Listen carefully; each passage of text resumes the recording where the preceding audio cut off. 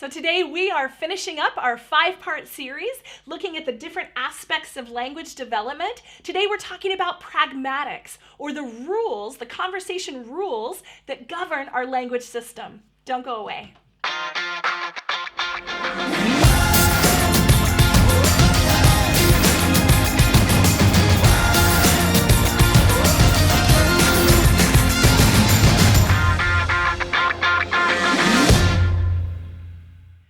Okay, welcome back, Lingaroo Troop. It's great to have you back with me today. As I mentioned, we're going to be talking about pragmatics today, or the rules that govern our language system. You may remember, hopefully you saw it, we did a previous video that talked about the eight different kind of whys that our kids talk about, and we talked about communication purposes or the reasons why our kiddos try to communicate with us and the reasons why we communicate with each other. If you haven't seen that video, you're going to want to go back and check that out, and I'll tag it on to the end of this one so that you can be sure and not miss that.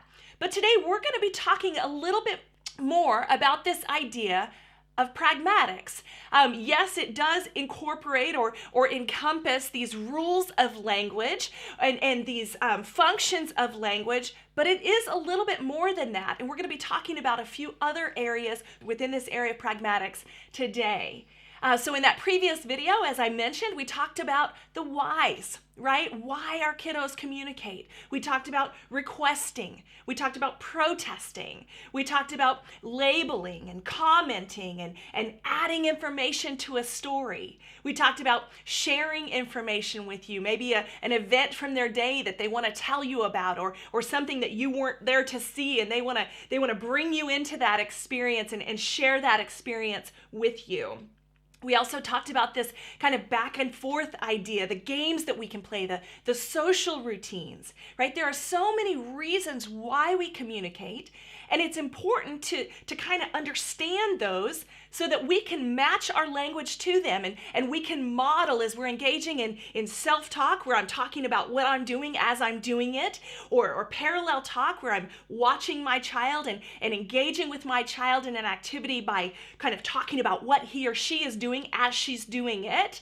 And then we also talked about expansions, right? So if my child makes a comment and he says cat, then I'm going to expand that, and I can do it by saying, oh, I see the cat, or you want the cat, right? So depending on why he's using that single word label, it's going to dictate and change the language that I use to model and to expand his utterance. So that why, that communication functions or purposes, that's a pretty big deal, and it's important that we get our head around that and start to think about that so that we can help our kiddos develop that part of their language. Okay, but then as we go a little deeper and continue on in this area of pragmatics, it also incorporates this unspoken language and our body language, our facial expressions. What do I mean by that? Well, if you come to me and say, hey, we're going to go to the store, and I say, oh, great, right? My word was great, but do I really think it's great? No, I think that's a horrible idea. I don't want to go to the store, right? And I communicated that to you by a roll of the eyes and a throwing my head back, right? And we do this all the time. There's a huge percentage of our communication, our overall communication, that is wrapped up in these gestures and these nonverbal cues that we give to one another. And for our kiddos, being able to understand those and to pick up on those, especially in social situations, it's vital. Right? And kiddos who struggle with this have a hard time picking up on those subtleties of language. And they'd say, well, you said great. You said you wanted to go, right? Because they missed the fact that I rolled my eyes and threw my head back.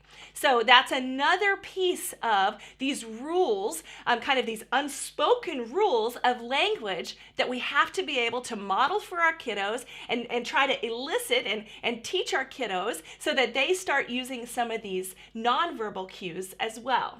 Okay, and then third, there's a piece of this area of pragmatics that is an ability to either ask for or to produce what we call conversation repairs.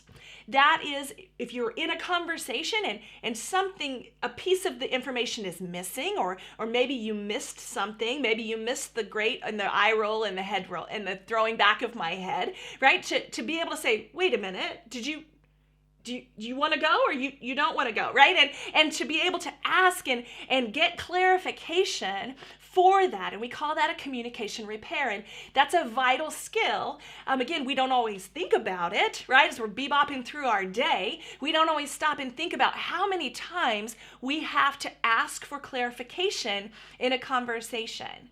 But that's something that definitely falls in this area of pragmatics. And for a lot of our kiddos, it's something that does not come easily. And it's something that we have to be able to model and elicit and sometimes explicitly teach when these skills are lacking.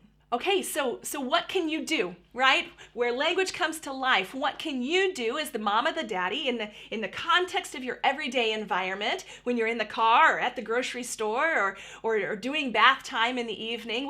What are some ways that you can incorporate some of this into what you're already doing to help model these skills and elicit these skills and to help your child develop these skills in their own language? The first thing, the best thing, is to just talk to your kids. Have conversations. You know, the research is so clear, and we're seeing more of this coming out in the research recently. But it's so clear that the number of conversation turns, right? This back and forth, this rule, this pragmatic rule that I talk, you talk. I ask a question, you answer, right? That language is reciprocal. The number of conversational turns, these back and forth exchanges that a kiddo has between birth and 3 or between the ages of birth and 5, those are great indicators as to how fluent their language is going to be and how well developed their language system is going to be. In other words, the more the back and forth, the better their language is going to be, according to the research. We've talked about before that we can start this back and forth from day one, right? We can communicate and talk to our kids to our babies in a back and forth type way from the get-go, right? If I have my baby and I'm getting ready to nurse or I'm getting ready to feed my baby, I'm communicating to my child. I'm communicating that, oh, are you hungry? I hear you crying. Yeah, I know, I hear you crying, and I wait for him or her to cry, and then I respond. And it's that reciprocity, it's the back and forth that allows my child to start learning this idea that language is about these conversational turns, and you talk and I talk, and it's a back and forth, and we want to give them a lot of joy in that process, right? And model for them that's what we're going for here, as they start to produce those first sounds, those coos, those gurgles, those ba ba bas and the da da das, right? Let's make that a back and forth game. Let's model. Oh, you're talking to mama. Tell me again, right? And we wait. And we let them fill in the silence, and they start to learn back and forth that communication, that reciprocity from the very beginning. Okay, and then along those lines, guys, I know I keep promising a longer video about this idea of screen time, and that is going to be coming down the pike. But that's a piece of this that I want to address today as we think about, again, this back and forth, these conversational rules. Those are very difficult to learn from a device. If I am with my iPad, I'm being talked at, right? If I'm listening to an app, they may be labeling, they may be telling me a story, but there is not a back and forth, and there's not a context, there's not a communicative context. Hopefully you know what I mean by that, that when I'm learning labels or when I'm learning concepts, if I can do that within a rich context of meal prep, or if I'm learning those concepts within a play-based activity where I'm interacting with the toys and I'm interacting with a sibling or with a parent, that environment is much more conducive to language learning than a static iPad or than than a device where I'm just being talked at. And we're starting to see that in the research. The further we get away from kind of the coming of the iPad and the coming of these devices, we're starting to see more and more how the research is supporting that these apps, these language learning activities on an iPad are just not as rich. They're just not as successful for language learning as that one-on-one interaction. So I say that, again, it's not loaded with a bunch of mama guilt or shame and guilt for you as a parent. I am a realist. I get it, right? There were many a season and still are where I just need that time. I need 10 minutes to go get ready and I needed to put a movie on, right? My oldest son, I think he was close to 2 before we ever turned on a television when he was awake.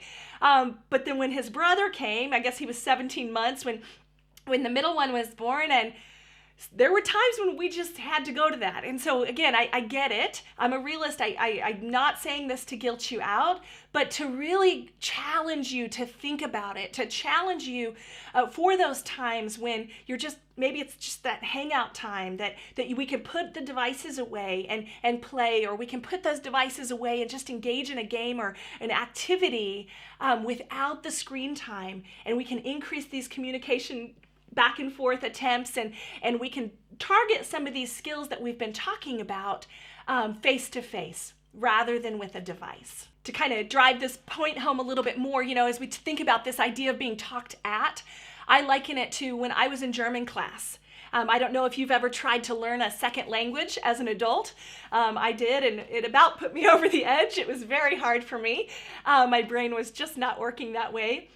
But I was in class every day for 4+ hours a day, and I was listening to they had CDs that were playing the dialogues, and I would listen and answer the questions, and we would have activities, and we'd have the word bank, and I would fill in the words into the sentence, and I learned a lot in terms of comprehension.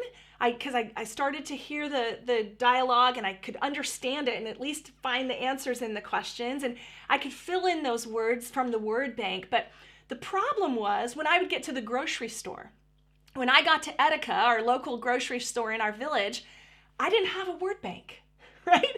I didn't have someone beside me or a little guy sitting on my shoulder giving me the words and telling me. And that conversational German was ridiculously hard for me because I wasn't engaging in it, right? I wasn't engaging in conversation. Yes, I was learning vocabulary labels, and I had done that through different programs, books, and apps, and I had learned a lot of words and vocabulary concepts, but I had not learned them in the context of actually having to use them, and in the context of hearing them be used.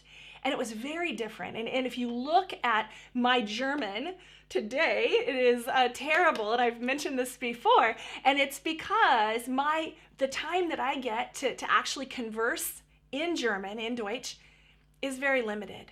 And so think about that again. Think about that with your kiddos. When we think we're doing a great thing by putting them on this app or giving them this language learning activity, that it's most likely not going to be as helpful when it's not in the context of these pragmatic rules, when it's not in the context of the back and forth communication setting that is so vitally important to language learning. I'll say, okay, so guys, finally, the third thing you can do is just make this fun. Make it a game, right? I think about some of the games we played growing up, charades, or those activities where you have to guess the scene and there are no words present, right? You could play a game, guess the emotion, right? Where you make a face and you try to see if your kiddo can guess whether you're happy or sad or scared, or you come up with the emotion and have them make the face, right? So you're explicitly teaching in the context of this fun game these nonverbal cues, right? When you roll your eyes, what did I say? What did I mean by that? And to engage with your kiddo around this in a way that's super fun and super engaging. Another thing you can do is to incorporate books. You know, we've talked about the importance of shared reading and shared book time. This is a great way to focus on some of these conversation rules and these nonverbal cues, right? When you look at the picture of the book and you see their facial expressions and, oh, what does he feel? Is he sad? Is he happy? Or he looks kind of mad. How do we know that he's mad? And then you wait and you talk about the facial expressions and you talk about the reasons why we can, just by looking at a picture, understand his emotion and what that character might be feeling in the book. Okay, and again, as we talked about in the last video, you're going to want to take that from the two-dimensional, from the page, and incorporate it into an activity, right? Can you make your doll look sad? Can you make your doll look happy? How would we know if your baby was hungry? What would she do, right? And so talking about those and explicitly teaching some of these, especially if you have an older kiddo who's starting to show some difficulty, explicitly talking about these things and teaching these things to your kiddo is super important. All right, so guys, that's it for today. I hope this has been helpful. If you haven't already, click here to watch that longer video about the whys of why we communicate, and then click here to see the video that we did about the 5 main areas of language if you haven't yet. Subscribe to this channel, like it, and share it with your friends, and we'll see you next time at Lingaroo, where language comes to life.